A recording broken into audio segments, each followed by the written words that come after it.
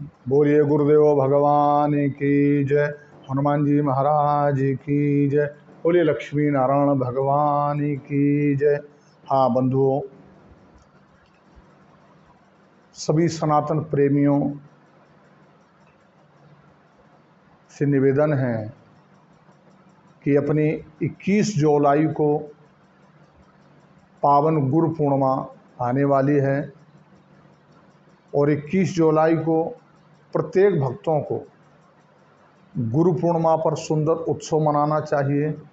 अपने गुरुद्वारे पर जाना चाहिए, गुरु के द्वार पर जाना चाहिए। गुरु की बहुत सुंदर सेवा पूजा करनी चाहिए। गुरु का बहुत बड़ा महत्व है। गुरु ध्यान मूलम गुरुर मूर्ति। अपने यहाँ एक श्लोक आता है कि ध्यान की जड़ है। ध्यान आपका तब तक सफल नहीं होगा जब तक आपने किसी को गुरु नहीं बनाया। और गुरु बहुत सोच समझ के बनाना है। पानी पीना छान के और गुरु बनाना जान के, एक अपनी वैदिक व्यवस्था है।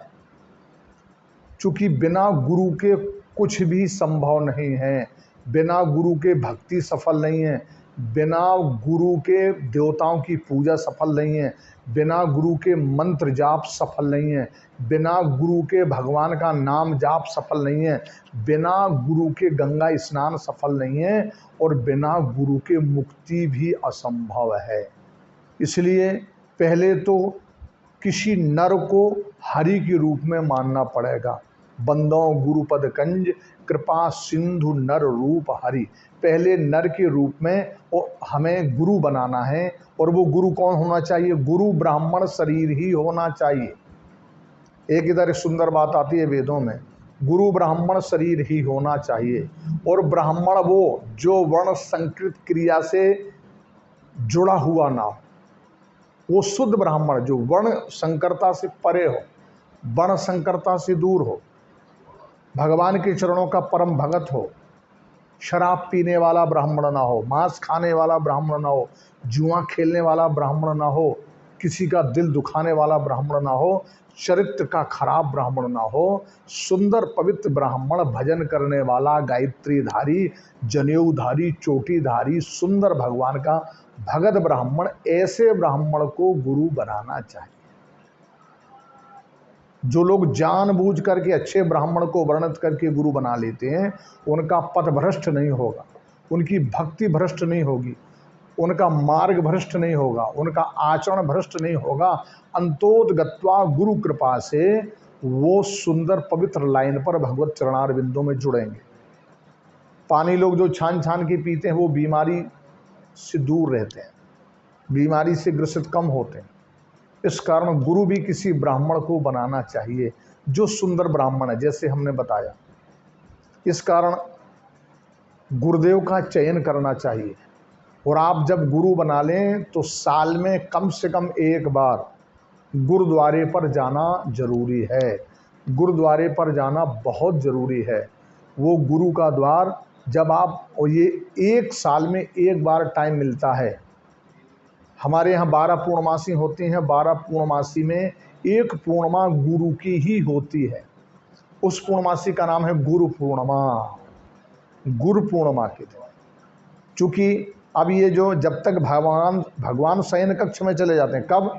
आषाढ़ शुक्ल पक्ष की जो एकादशी तिथि आती है, उस तिथि को बोलते हैं देव सविनी एकादशी। भगवान शयन कक्ष में चले गए, उस समय अब तुम्हारी ऊपर कौन कृपा करेगा?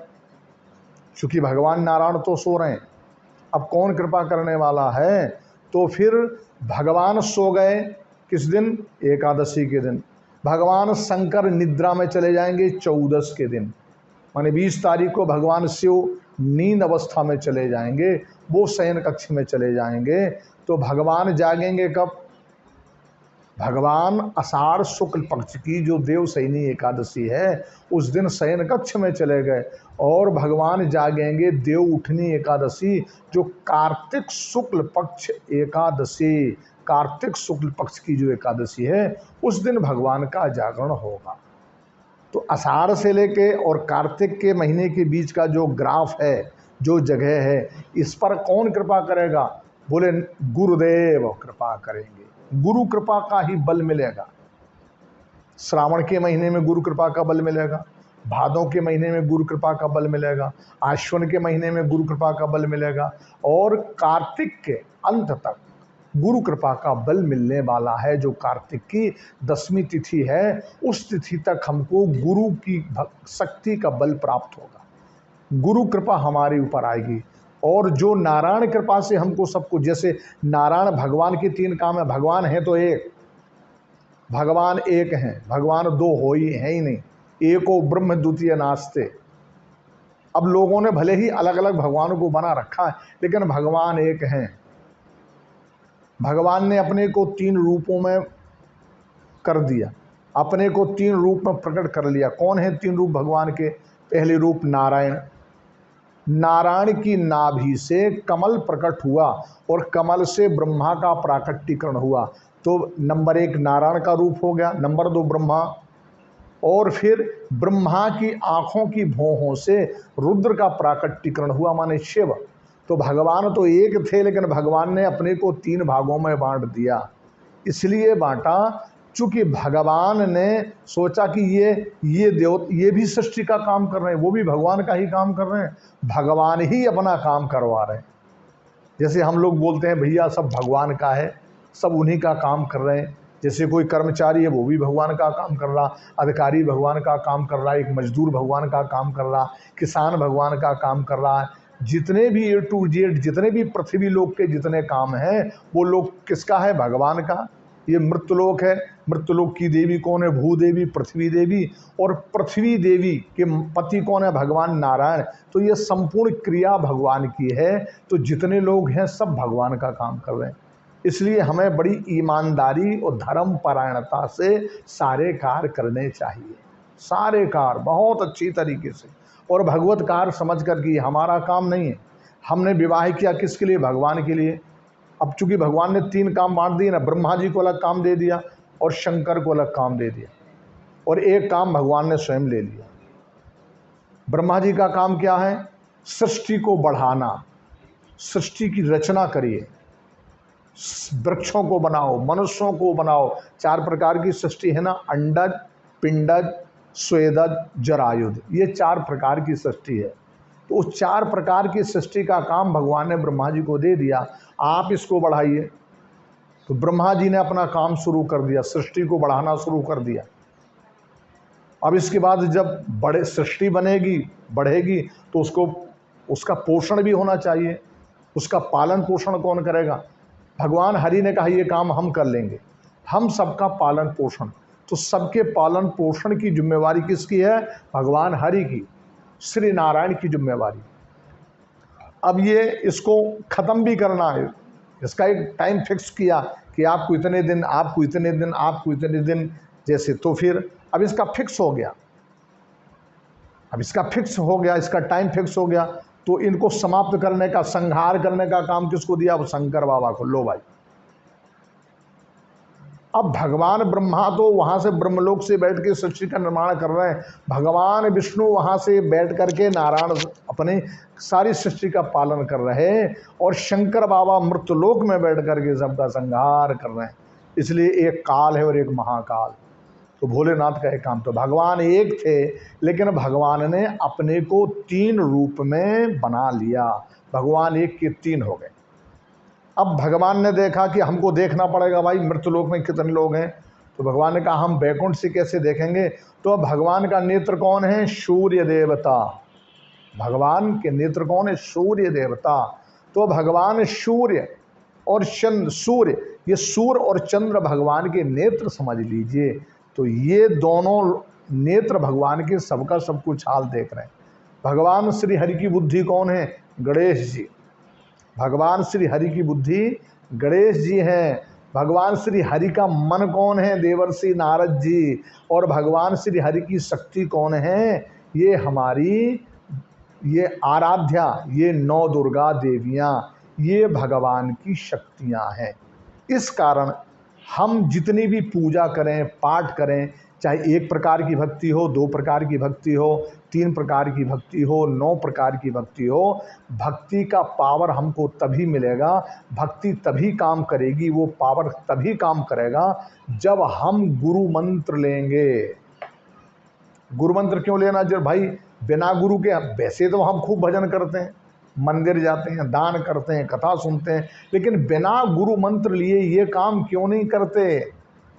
इसके पीछे भी पौराणिक मत है, इसके पीछे भी वैदिक मत है, इसके पीछे भी पूज्य संतों का मत है कि जब बच्चे का जन्म होता है, जब हमारा जन्म होता है, उस समय हम बड़ी अपवित्र अवस्था में भीतर से बाहर निकलते हैं, और एक जो देवी होती है वो हमारा नरा काटती है, नरा छीनती है, और नरा छीनने के बाद उस समय जो कनारी आदि जो 9 महीने की अपवित्रता से हम लिपटे थे, 9 महीने की अपवित्रता में ही अंदर थे, और जब हम बाहर निकले तो अपवित्र अवस्था में निकले, और उसी अपवित्र अवस्था में जो देवी थी उसने हमारा नाल काटा, उसने हमारे कान फूंक दिए, और एक और विचित्र काम, उसी देवी ने, जिसने हमारे कान फूके, जिसने हमारी नाल काटी, उसी ने अपनी अंगुली, वही गंदी अंगुली हमारे मुंह में डाल दी।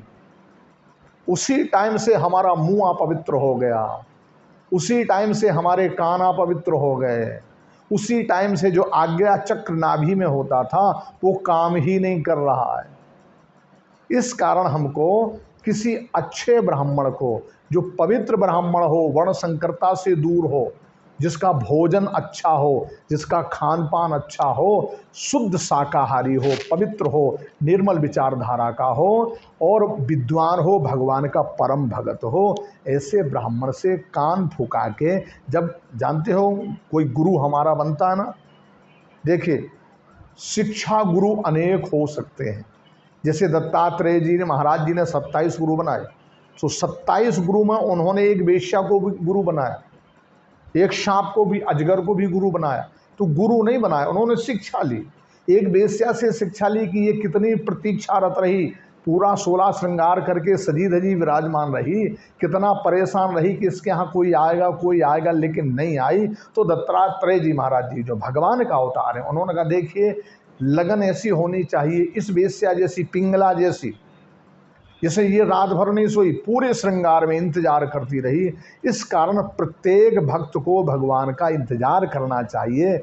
हम तो इंतजार नहीं कर पाते बिल्कुल, हमें इंतजार करना सीखना है कि भगवान का इंतजार करेंगे। तो दत्तात्रेय जी ने उस वेश्या का भी एक शिक्षा ग्रहण किया, एक अजगर सांप का लिया, जो मिला उसी में मस्त हो गया, जो मिला खा लिया, मिट्टी में भी अपना काम चला सकता है। इसी प्रकार से हमें भी जो कुछ मिल जाए उसी में संतुष्टि रखना है। तो ये दत्तात्रेय जी ने इस प्रकार से 27 लोगों से शिक्षा ली, लेकिन गुरु तो एक है, जो होता है दीक्षा गुरु। शिक्षा गुरु अनेक हो सकते हैं, एक विद्यालय में पढ़ाने वाला टीचर भी हमारा गुरु है, एक काम सिखाने वाला भी हमारा गुरु है, कोई हमें अच्छी शिक्षा दे दे वो भी गुरु है, लेकिन कान फूंकने वाला दीक्षा गुरु है।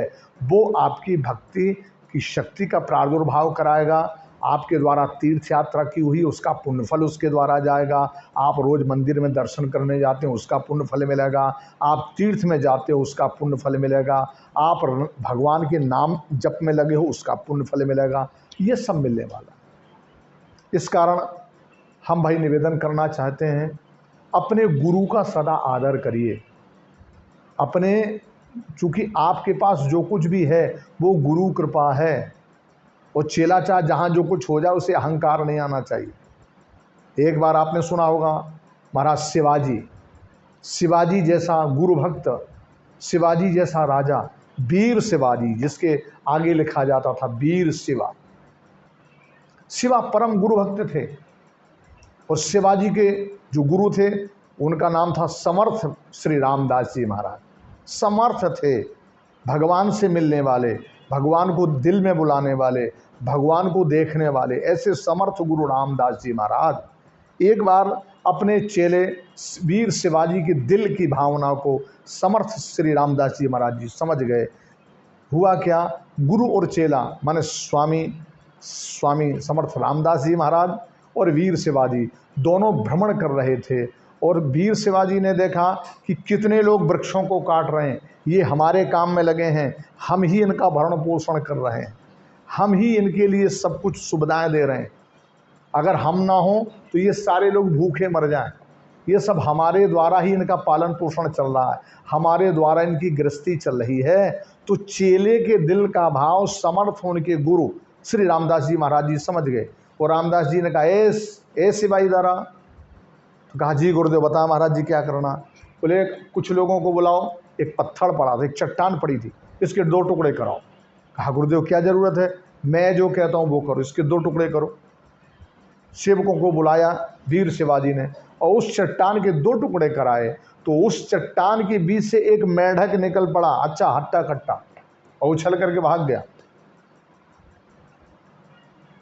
तो समर्थ स्वामी रामदास जी महाराज जी ने कहा क्यों सेवा, ये क्या है। बोले गुरुदेव बड़ा आश्चर्य है, ये चट्टान के अंदर इतना मोटा तगड़ा, इतना बलवान, इसको खाना पीना कौन देता है, इसको भोजन कौन देता है अंदर, ये तो बड़ा बलवान है, देखो उछल के भाग गया। तो समर्थ गुरु रामदेव रामदास जी महाराज जी ने कहा समझ रहे हो इसे कौन दे रहा, देने वाला कोई और है, पोषण करने वाला नारायण बैठा है। और वीर शिवाजी अपने गुरु के चरणों में गिर पड़े, महाराज मुझे क्षमा कर दो, मेरे दिल में अहंकार आ गया, मेरे मन में अहंकार आ गया। अहंकार का इलाज हो सकता है तो गुरु चरणों में। सबसे बड़ी बुराई अहंकार की, अगर आप गुरु चरणों में नित्य नमन करते हैं, वंदन करते हैं, प्रणाम करते हैं, गुरु के चित्र को प्रणाम करते हैं, गुरु के चरणों में प्रणाम करते हैं, तो अहंकार नहीं आएगा। और जिसके दिल में कभी अहंकार नहीं आएगा वो भटकेगा नहीं, और जो भटकेगा नहीं वो वैकुंठ जाने में अटकेगा नहीं, और जो वैकुंठ जाने में नहीं अटकेगा वो नरक में कभी लटकेगा नहीं। इस कारण हम सबसे, सभी सनातन प्रेमियों से निवेदन करना चाहते हैं, गुरु बनाओ जान के, पानी पीना छान के। इस कलयुग में ये ध्यान रखना, हजारों लोग गुरु वस्त्र पहने घूम रहे हैं, गुरुओं का नकली चोला पहने घूम रहे हैं।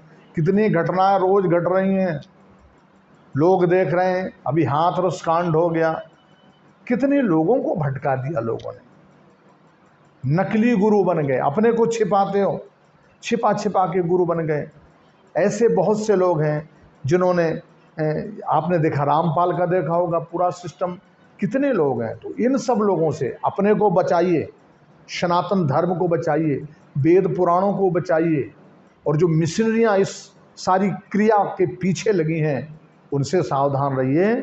अपने माता पिता को बचाओ, अपना कुल परिवार बचाओ, भारतवर्ष बचाओ, हमारे देश के जवानों को बचाओ। और जो लोग ऐसे तथ्यों से बेचारे भूले भटके जुड़ जाते हैं, क्योंकि उसमें कुछ हमारे भगवान राम के भगत जुड़े हैं। अभी आपने हाथरस कांड में देखा, वो व्यक्ति